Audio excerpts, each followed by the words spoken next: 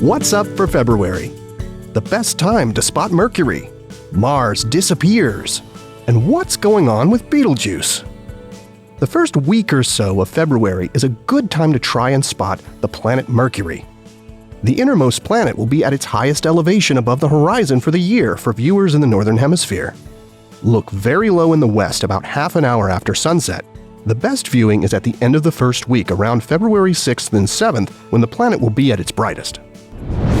On the morning of February 18th, skywatchers in North America can watch as Mars disappears behind the Moon for about an hour in an event called an occultation. Moon-Mars occultations are visible from somewhere on Earth about twice per year. But like eclipses, you have to be in the right place at the right time to catch them.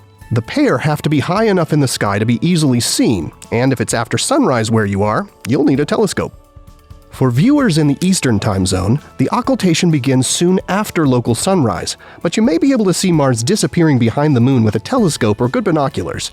And it's still worth looking just before dawn to see Mars extremely close to the crescent Moon. Observers in the Central time zone will be able to watch the beginning of the occultation in the pre-dawn sky, as Mars slips behind the Moon. The end of the occultation takes place after sunrise for you. The Mountain time zone has the best viewing, as both the beginning and end of the occultation take place in your sky before dawn, although the pair will be close to the horizon at the start of the event.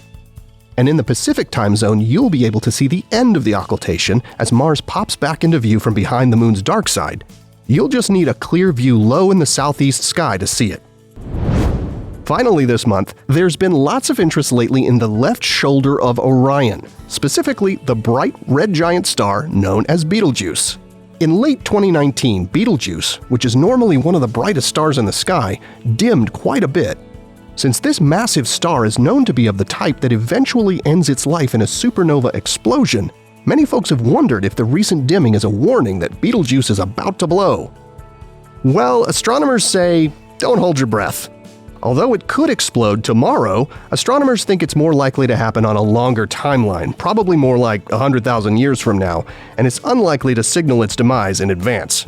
Fortunately, Betelgeuse is far enough away that when it does go supernova, we won't experience any negative effects from it like radiation, but it will be quite brilliant in the skies for weeks. Here are the phases of the Moon for February. You can catch up on all of NASA's current and future missions at nasa.gov. I'm Preston Dykes from NASA's Jet Propulsion Laboratory, and that's what's up for this month.